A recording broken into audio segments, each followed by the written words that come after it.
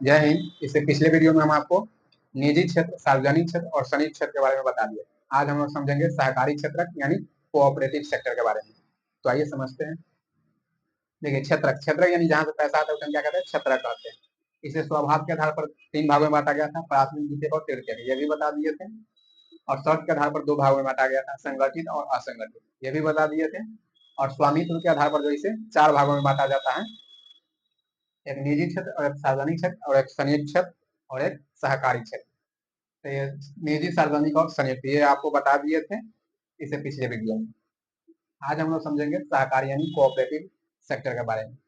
तो देखिए, जब किसी कंपनी का जो है दिशा या निर्देश यानी डायरेक्शन जो है सरकार देती है, तो उसे हम क्या कहते हैं, सहकारी क्षेत्र यानी कोऑपरेटिव सेक्टर। यानी इसमें जो है कंपनी का जो है निर्देश कौन देता है, सरकार देती है। कंपनी का क्या दिशा निर्देश कौन देती है, सरकार देती है। उसे हम क्या कहते हैं, सहकारी यानी कोऑपरेटिव सेक्टर। जैसे कि हो गया सुविधा देरी का जो है, जो भी डायरेक्शन अगर देगा, मतलब मिलेगा, वो कौन देगी, सरकार देगी।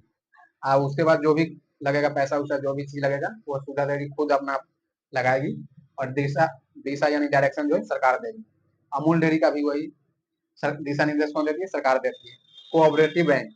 कोऑपरेटिव बैंक का भी दिशा निर्देश कौन देता है, सरकार देती है। तो जो भी कंपनियां हैं जिसका दिशा निर्देश सरकार देती है, उसे हम क्या कहते हैं, सहकारी क्षेत्र यानी कोऑपरेटिव सेक्टर। तो सहकारी क्षेत्र समझ में आ गया, इसका दिशा निर्देश कौन देगी, सरकार देगी, बाकी बात वो खुद करेगी। तो उसको हम क्या कहते हैं, सहकारी क्षेत्र यानी कोऑपरेटिव सेक्टर। तो इतना समझ में आ गया। अब हम देखते हैं, जब भी किसी चीज का हम उत्पादन करते हैं तो उसमें क्या क्या चीज की जरूरत होती है, उसके बारे में हम समझते हैं। तो देखिए, जब हम किसी चीज का उत्पादन करते हैं तो उसमें मेनली जो 4 चीजों की कम से कम आवश्यकता होती है। पहला, पूंजी। जब हम किसी चीज का उत्पादन करेंगे तो उसमें पैसा लगेगा, तो उसे हम क्या कहते हैं, पूंजी कहते हैं। इकोनॉमिक्स की भाषा में क्या कहते हैं, उसे हम पूंजी यानी कैपिटल कहते हैं। और जब हम उत्पादन करेंगे तो जमीन की जरूरत होगी यानी लैंड की जरूरत होगी, तो उसे हम क्या कहते हैं, भूमि यानी भूमि की जरूरत होगी, तो भूमि की जरूरत होगी। और तीसरा जो है, जब हम उत्पादन किसी चीज का करेंगे तो उसमें क्या, श्रमिक की जरूरत होगी, कोई काम करने वाला चाहिए, तो उसमें क्या कहते हैं, श्रमिक यानी इम्प्लॉय की जरूरत होगी।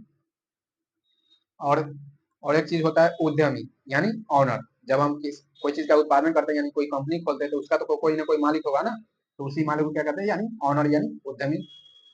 मालिक मालिक क्या हो जाएगा, उद्यमी हो जाएगा। तो उत्पादन के लिए कम से कम कितने चीजों की जरूरत होगी, 4 चीजों की जरूरत होगी। पहला, पूंजी यानी कैपिटल। दूसरा, भूमि यानी लैंड। और तीसरा जो है, श्रमिक यानी एम्प्लॉय। और चौथा जो है, ऑनर यानी उद्यमी। तो उत्पादन के कितने कारक है, 4 कारक होते हैं, पूंजी, भूमि, श्रमिक और उद्यमी। किसी भी चीज का आप उत्पादन करना चाहिएगा तो कम से कम आपको 4 चीजें लगेगी ही लगेगी। पैसा लगेगा ही लगेगा, जो आपका लागत खर्चा करना होगा। और भूमि, आप उत्पादन कीजिएगा तो ऐसा थोड़ी जगह में कीजिएगा, जमीन पर कीजिएगा तो भूमि लगेगा ही लगेगा। श्रमिक, उसमें कोई ना कोई काम करने वाला चाहिए। कोई अगर काम नहीं करेगा तो उत्पादन कैसे होगा, तो कोई ना कोई काम करने वाला चाहिए, उसमें क्या कहते हैं, श्रमिक कहते हैं। और ऑनर, उसका कोई ना कोई मालिक होगा, तो उसमें क्या कहते हैं, ऑनर कहते हैं।